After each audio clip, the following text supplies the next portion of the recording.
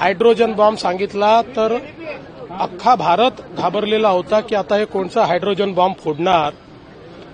पण लवंगी फटाका देखील ते फोडू शकलेले नाहीत. फुसका बार हा त्यांनी लावलेला आहे. मी मागच्याही काळात सांगितलं, राहुल गांधी हे सिरियल लायर आहेत. हे सिरियल लायर आहेत. रोज खोटं बोलायचं आणि गोबेन्सचं तत्व हे त्या ठिकाणी मांडायचं हा प्रयत्न त्यांचा असतो. इतके वेळा इलेक्शन कमिशननी त्यांना नोटीस दिली, एकही पुरावा ते आजपर्यंत देऊ शकले नाहीत. एकही नाही.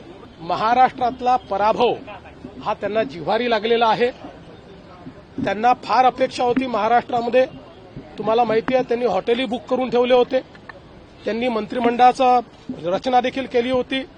काँग्रेसमध्ये अनेक मुख्यमंत्री तयार होऊन गेले होते.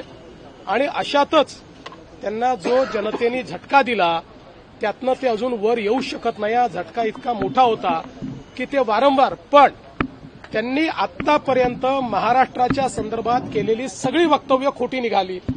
सगळी वक्तव्य ही पुराव्या विना केलेली होती आणि त्याचे पुरावे हे इलेक्शन कमिशननी तात्काळ दिल्यामुळे ते तोंडावर आपटले आहेत.